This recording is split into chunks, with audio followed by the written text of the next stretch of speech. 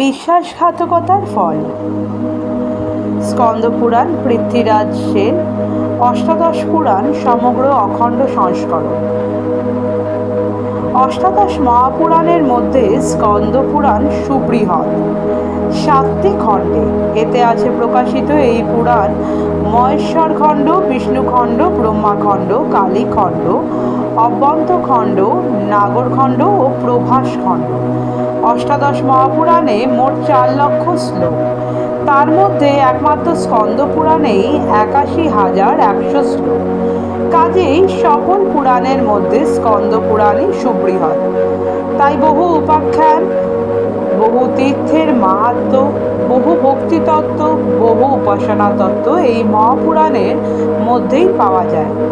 এই মহাপুরাণের অধিকাংশ কাহিনীর বক্তা কার্তিকেয়, তার আরেক নাম স্কন্দ। সেই কারণেই বোধহয় এই পুরাণের নামকরণ হয়েছে স্কন্দ পুরাণ। সাত্ত্বিক, রাজসিক ও তামসিক ভেদে এই মহাপুরাণ তামসিক। বিশ্বাসঘাতকতার ফল। মহারাজ ধর্মগুপ্ত পরম ধার্মিক, দাতা, প্রজাপালক, দণ্ডদাতা। তার শাসনে সকল প্রজাই নিজের ধর্ম পালন করে, সবাই খুশি। মহারাজ ধর্মগুপ্তের খুব মৃগয়া শখ ছিল। একদিন তিনি একটি উত্তম অশ্বে চড়ে বনে গেলেন। অপূর্ব শোভা, বহু সুন্দর সুন্দর গাছ, সুন্দর পাতা আর বহু তপস্বীদের বাস সেখানে। রাজা প্রায় সারাদিনই বনের মধ্যে ঘুরে বেড়ালেন, কোনো শিকার মিলল না। সন্ধ্যা হয়ে এলো। নিত্যদিনকার মতো রাজা এক স্থানে বসে সন্ধ্যায় গায়ত্রী জপ করলেন। তারপর দেখলেন ঘন অন্ধকার। এই অবস্থায় প্রাসাদে ফিরে যাওয়া যাবে না। গভীর অরণ্যে রাত্রি যাপনের ক্ষেত্রে আবার বাঘ সিংহের ভয়। কি করা যায় এখন? উপস্থিত বুদ্ধিতে উঠে পড়লেন একটা গাছের উপর।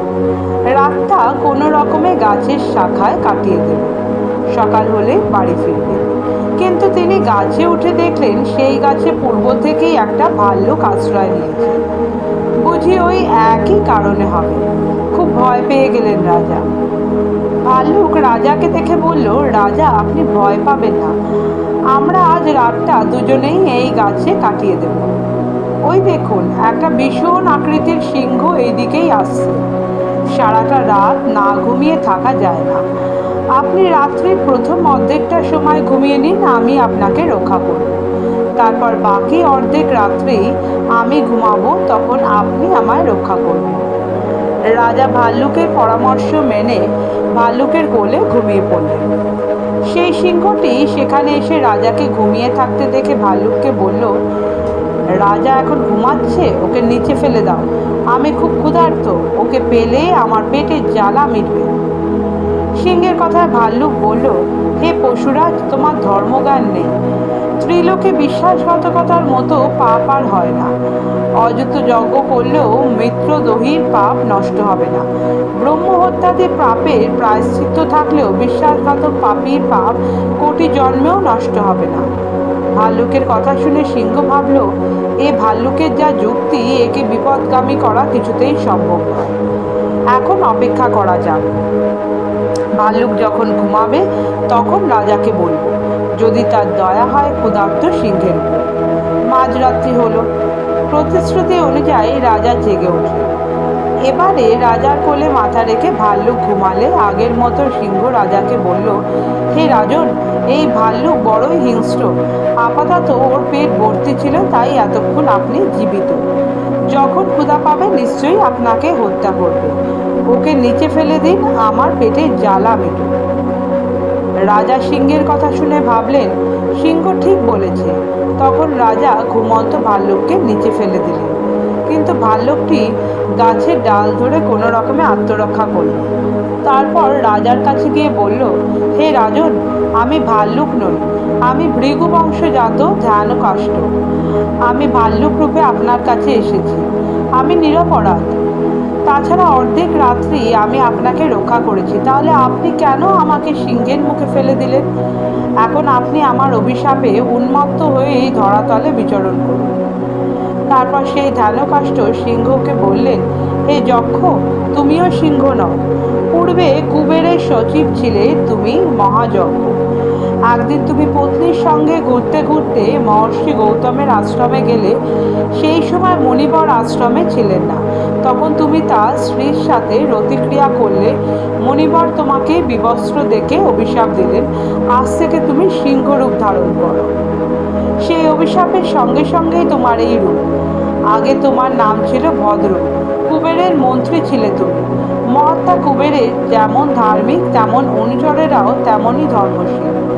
আমি বনবাসী ঋষি, তুমি ধার্মিক হয়ে কেন আমাকে হিংসা করছো? আমি ধ্যান বলে সবই জেনেছি। ধ্যানকাষ্ঠের এমন কথা শোনার সঙ্গে সঙ্গে সিংহ যক্ষরূপ ধারণ করলেন। তারপর হাত জোর করে ধ্যানকাষ্ঠকে বললেন, আজ আমার সব কথাই মনে পড়েছে। মহর্ষি গৌতম আমাকে শাপ দেবার পর বলেছিলেন, যখন কোনো ভাল্লুক তোমাকে এই সংবাদ বলবে, তুমি আবার স্বর্গধামে যক্ষরূপে ফিরে আসবে। তারপর যক্ষ ভদ্র বিমানে চড়ে স্বর্গপানে চলে গেলেন। এদিকে উন্মত্ত রাজা নিজের রাজ্যে ফিরে গেলে সকল প্রজা ও মন্ত্রীরা বড় আশ্চর্য হল। এই উন্মত্ততা দূর করার কোনো উপায় কারো জানা নেই। তাই মন্ত্রীগণ রাজাকে নিয়ে তার বাবার কাছে গেলেন। মহারাজ নন্দ পুত্র ধর্মগুপ্তের হাতে রাজ্য দিয়ে রেবা নদীর তীরে তপস্যার জন্য আশ্রমে অবস্থান করেছিলেন।